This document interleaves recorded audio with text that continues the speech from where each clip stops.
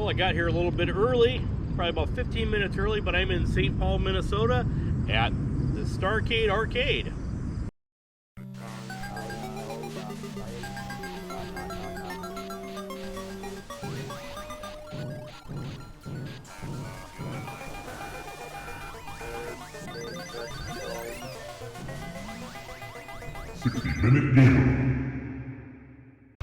And this is a day trip that I took on Labor Day this past year, and I just decided to go up and do a little filming and have a little fun playing some games at the Starcade Arcade.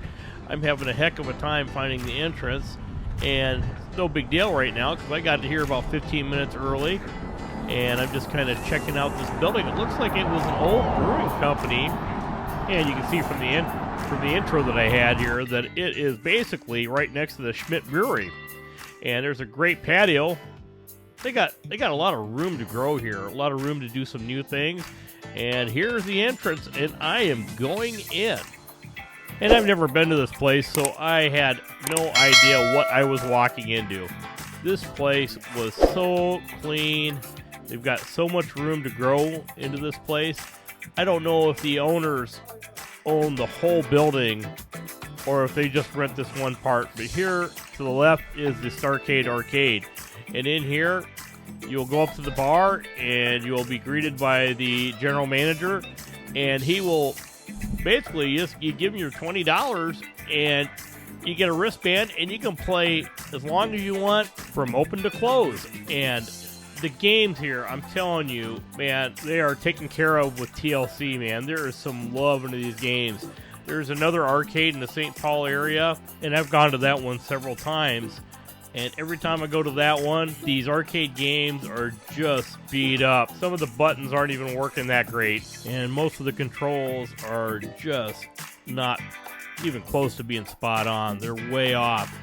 At this arcade, these three owners that own this arcade, they got some great games in great condition out here ready to be played and enjoyed. And you can really tell it when you walk around that these games are just a labor of love. Being Labor Day, I had to go to work the next day, so I didn't have a whole lot of time. It's a 2-hour trip for me to get up to St. Paul. So I stayed there for about 4 hours and ate lunch there as well. The lunch was great too, I just gotta say that. I'll talk about that a little bit later. But every game that I played, every button worked. They were good shape. The control panels were clean. I mean, these games were just fun to play. I can't tell you how excited I was to come up here and play these games. A lot of these games I played firsthand when I was a kid, playing in the arcade. I can remember driving to Southridge Mall and playing at I think it was an Aladdin's Castle actually, and then we had one on the south side in Des Moines where I grew up called the Video Champ. And if you were lucky enough to get $5 from your mom or dad, you could actually go to the Video Champ and play just, I think it was 30 tokens for $5 is what you got. And man, you could make that last forever. And people are going to ask, why would you go to an arcade in 2024? You know, myself, I've probably got over 60 consoles at home. I've got a Raspberry Pi with just about every game I can imagine on emulation. What's a benefit for me to even go and play at an arcade? And I think the answer is going to be different for everybody. But I'm just going to tell you, for myself, I had a blast, man. I was smiling from ear to ear. I couldn't tell you how much joy that I got out of standing in front of these arcade games, listening to all the sounds of the arcade, and seeing all the smiles on people's faces. People were having a blast playing these old games. The day I was up there, there was a birthday party going on, and you could see the parents. They just light up when they see a game that they played as a kid, and they were sharing that experience with their kids, and their kids were having a blast watching their parents just being kids again. And 40 years ago, when I stepped into an arcade with my dad and watched him play Galaga, and it was just fun to see him enjoying something that I enjoyed. And we both would compete to see who got the best score, and it was just a blast playing games. And this past year at the Midwest Gaming Classic, I stopped in at the Up Down Bar in Milwaukee just to see what that was about. And to my surprise, you think there would be like, 30 to 50-year-olds playing video games there, and there were, but a large majority of them was 20-somethings. Younger kids that just wanted to go out, have a few drinks, and just have a good time playing video games with their friends. And not too far off from Des Moines, it was a town called Altoona, Iowa, where there was an amusement park called Adventureland. And towards the front of the park, there was an arcade at the front of that park. And that arcade was pretty packed with games, and it was always packed with people. And even though kids would still go to the amusement park to have fun and ride the rides, they were still having a blast putting quarters in machines and playing games. And now we're on the upper level of the Starcade, and it seems like a lot of these games are all 80s, and it was all the prime games back in my day. It was the ones that were just coming out, and I can remember when these things came to the arcade, there would be a line of kids behind each and every one of them as they were released. And there was no internet, so you didn't go in, you didn't watch YouTube to find out what the hot game was. You would have to hear it from your friends. A lot of times you'd be meeting at recess talking about what video games were, now out to play. And I can remember somebody telling me about asteroids. And I was like, what? And they're like, yeah, Aladdin's Castle's got asteroids. You got to go down and check that out. And there's Donkey Kong right there. And I can remember when that game came out. And it was just so new because we've never played a game like that before. And you'd put your quarter up there and you would die within the first minute of playing your game. And you're like, oh my gosh, I really suck at this game. I can't believe I died so quick. But back then, it wasn't just about playing the game. It was about watching other people play it and learning and trying it again. And I can remember when my skill level started increasing a little bit at playing some of these games that you would just feel like somebody's watching you, and you'd kind of use your peripheral vision to see who was there. And there could be 3 or 4 people watching you play this game, and that kind of boosted into your ego and made you want to play a little bit better, and sometimes you even played a lot better. And I can remember when games got so popular that they put monitors, like a second screen, on top of the arcade machine. And people could sit and watch you play, or like if it was a Mortal Kombat or a fighting game where 2 players were playing, people could actually watch from afar and see what was going on. So not only was it an active game for 2 players, but it was a spectator game at that point.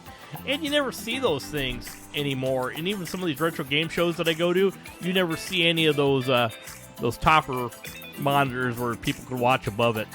I'm not sure what the technical name is for that, but if anybody knows, drop a comment down below, and if you know what that name is, let me know down there. I'd appreciate it. So the reason I go to these arcades is just to have fun. I love the feel of it. I love the sounds of it.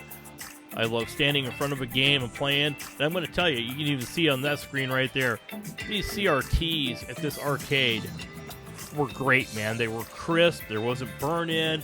Things looked awesome. I enjoyed my time up here playing some of these games. It was just a blast. Walk around filming, catching everybody, just having a good old time playing these games was great. But what was even more fun is when I put the camera down and just started playing games. I wish I had another 4 hours up there, and I'm definitely going to go back. And you can find all the information about this arcade on their website. It is starcade.us. And you can actually reserve a party, or you can actually reserve the whole arcade for yourself and have a private party. What a blast would that be, just to reserve the arcade for just you and your friends. Whether it be for a bachelor party, a birthday party, or shoot, I could see myself doing my 60th birthday party here and just having a blast at it. Now you think about all the upkeep of these games, how costly that would be. $20 isn't that much to come in and have unlimited play. This arcade was just jam-packed with great titles. And all the machines were working at the time that I was up there, and I only saw one machine that was turned off and not running that day, but everything was within pristine working condition. And that's got to be difficult because some of these machines could be 40 to 45 years old. And to keep the place looking the way it did and running the way it did just was a lot of work for somebody. So the $20 cost for unlimited play just was a great deal for me. I don't think they're off. I think this is just an incredible value for the money that you pay to get into this place. Now, outside of the arcade, I'm going to show that footage here a little bit, is pinball machines. You got tons of pins that you can play out there, but that's all pay to play. You have to go get your quarters to pay and play those machines. And there's a lot of them out there, and they're great looking machines. Now, this whole building looks like it was some type of marketplace originally. I have never heard about this place. I live in southern Minnesota, and I'm up there in the Minneapolis-St. Paul area at least once a month, if not a couple times a month. And I had no idea that this arcade was even up here. I was listening to another YouTube channel from the Midwest Gaming Classic, and they featured another arcade, and it was kind of a behind-the-scenes what it takes to get an arcade going.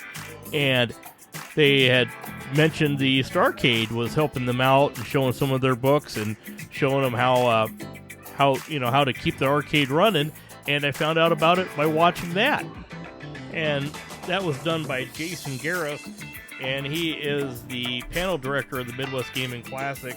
And you can find that on YouTube. It would be his Season 2, Episode 1 episode. And it's on the Garcade, which is an arcade in Wisconsin in a suburb of Milwaukee. And it was just a great overall video, and I can't recommend that enough. And we're going through some of these pinball machines out here. We're kind of looking at them. These, you got to pay to play, and there is a change machine around the corner. And a lot of people just came in just to play the pinball machines and didn't go to the arcade.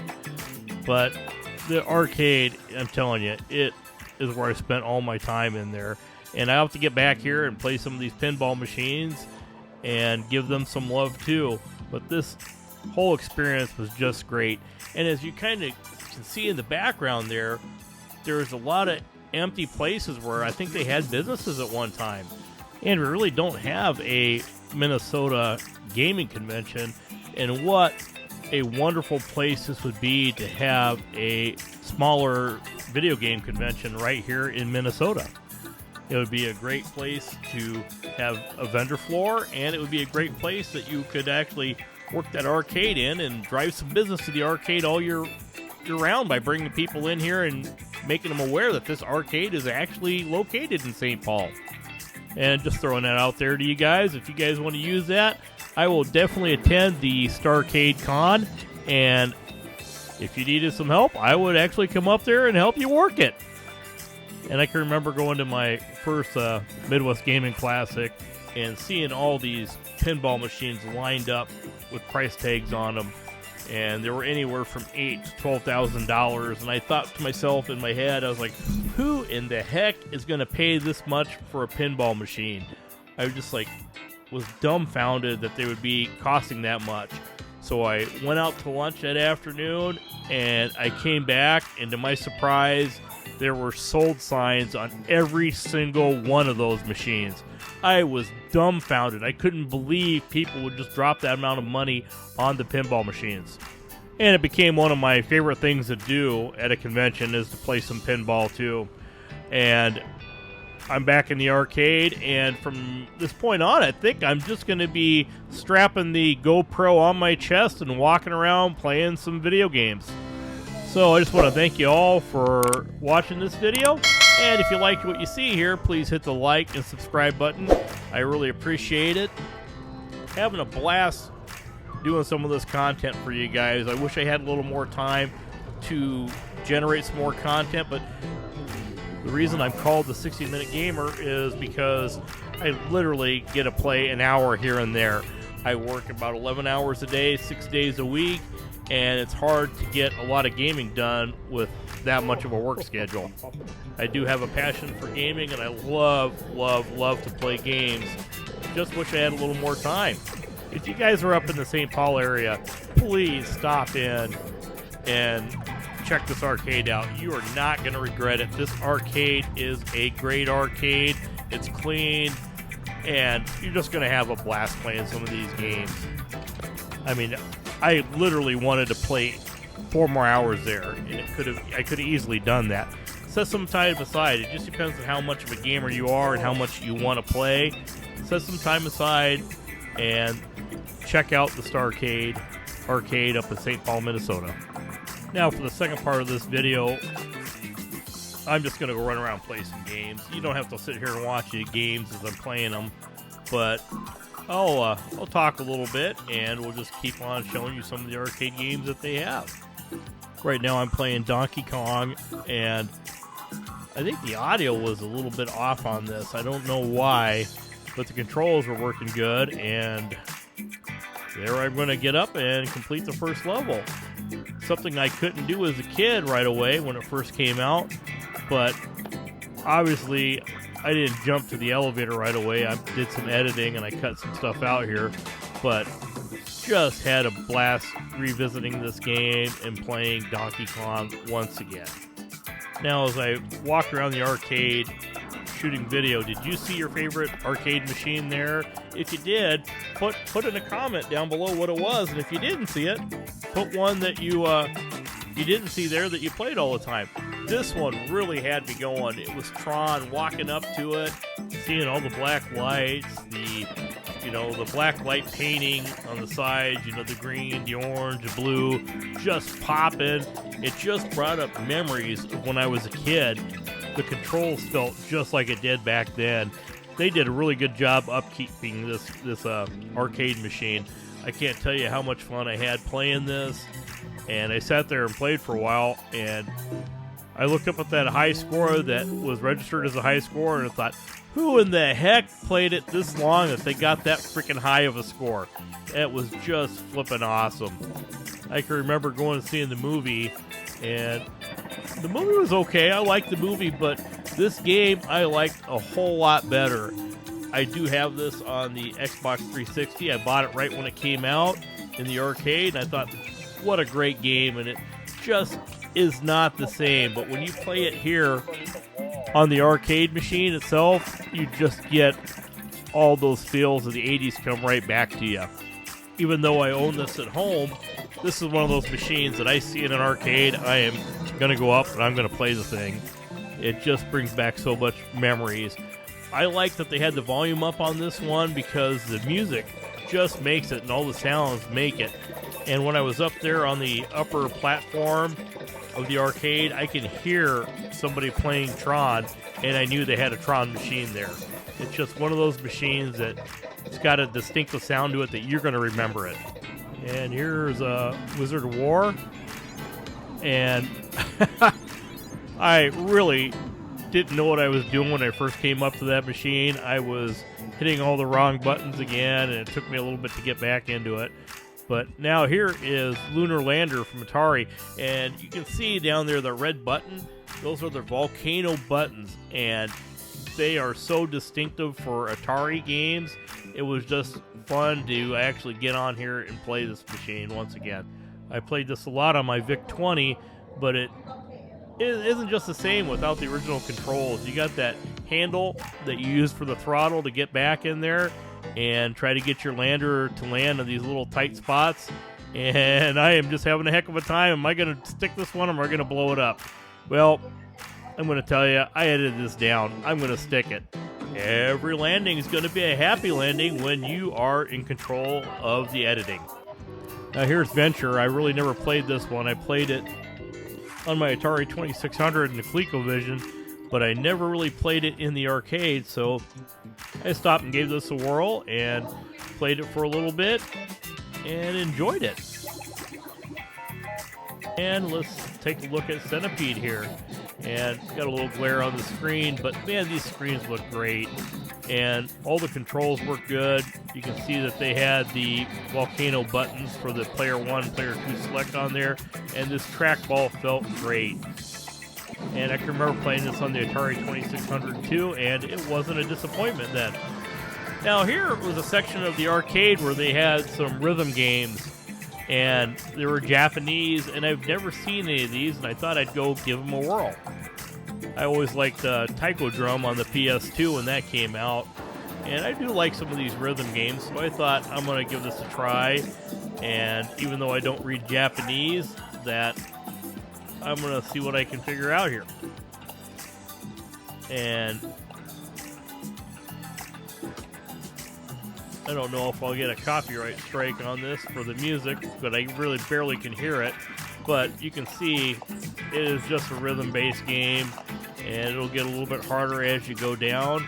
But they got games for everybody here. As I was walking up here, I did see another game that wasn't working, and that was looked like a DDR type of game. And 2 games not working in an arcade machine. You couldn't go back to the 80s and say there's only 2 games not working. This place was just so well maintained. There was one game that I really loved to play.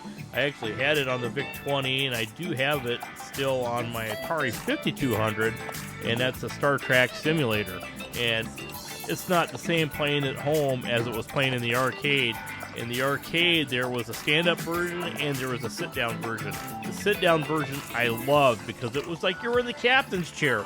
You had your left hand was your rotating knob, and on your right hand, you had your thrusters, your warp, and your fire and your photon torpedoes. So you were like commanding from Captain Kirk's chair and running around shooting Klingons. I have never seen this game since that location, and if I ever do, I am definitely going to sit down and play that game.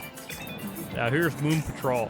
This was the real first quarter munching game I ever played in my life. It was, what a quarter muncher is one of the ones that you just keep putting a quarter to continue. You wouldn't end the game and have to start over back in the beginning. You would just start putting more quarters in, and you really felt like you were getting somewhere. And all it was designed for was to munch your quarters. Do you remember the first quarter munching game that you played? If you do, write it down in the comments below. Let's get a little discussion going on what your first quarter munching game was. And now I'm playing Robotron 2084, and this was my first dual stick shooter, and loved this game in the arcade.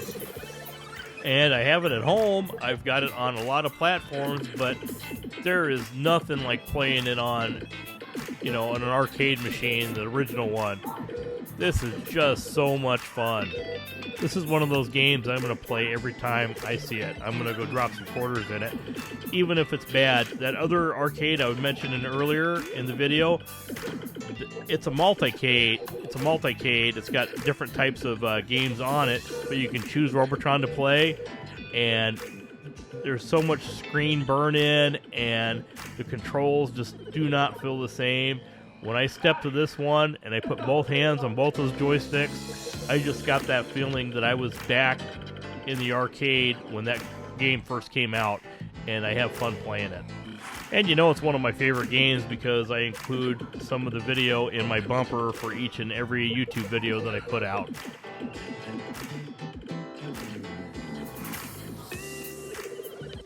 And here's a little burger time, and I don't know why I play this game. It's not one of my favorite games, but I still feel an urge to play this game every time I see one of them. And I will go up and spend a little bit of time playing it, and then I'll think, why the heck am I playing this game? Holy crap, why is it so fast? I had fun playing this Miss Pac-Man. I did not know they had a speed-up version of this game till I saw Generation X's, or Gen X's video this last week when they have the new handheld little micro arcade of Miss Pac-Man came out, and you can play it in regular mode or you can play it in speed-up mode. What a surprise it was that it was moving that quick. And I can tell you what, I actually had a lot of fun playing that in speed-up mode. Might have to just pick up that micro Miss Pac-Man just so I have it. There is a video from an old show on YouTube called Play Value, and it was featuring Miss Pac-Man, and it was more or less talking about general computing and how they got started and how these two guys from MIT started making missile command boards that just altered the game so it would change the colors add some more things to fire at, change the speed. That's how some of the game mechanics was working, and it revitalized the game. When it wasn't getting any quarters from people, it revitalized it and made it a lot better game. This is a great video, and I really recommend you guys watching that one. It was play value.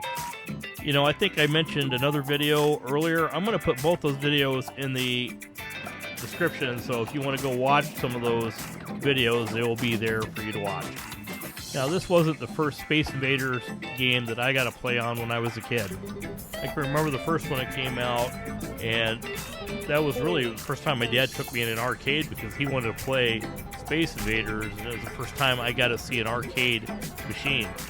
Before that, I guess the only coin-op really machines that we played would either be air hockey, or I played an Evel Knievel pinball table somewhere. But we didn't play anything till that Space Invaders came out, and then when we were introduced to arcades then. At this arcade, they had a little place where you could buy pizzas, and I was so impressed by the pizzas. I thought they made their own dough there, and I actually asked the guy if they made their own dough, and he said no. He just kind of chuckled and said we get them brought in, and these pizzas for being brought in were pretty dang good. They weren't really on the cheap side, but for being an arcade and having food service there, I didn't mind them at all. I really thought they were good, and I enjoyed eating it. And I think you could probably feed 2 people for that. And I think I got a pepperoni and sausage pizza, and it was just probably about $18. So my Labor Day was pretty fun. I had some games, pizza, and pop right there in St. Paul, and enjoyed my time playing all these retro games. Hey, if you made it this far, there's no reason for you not to hit the like button. And if you made it this far, there's no reason for you not to subscribe. Hey, I appreciate each and every one of you. Thanks for stopping by. If you're up in the St. Paul, Minneapolis area, stop by the Starcade. You will not regret it. It's one of the best arcades I've been in, and I have to say, it is the best arcade in Minnesota, hands down. And I just want to give a quick shout out here to Alan, Mr. Tickle Me Elmo. Hope you're having a good time watching the videos. I appreciate you subscribing. And remember, people, game on.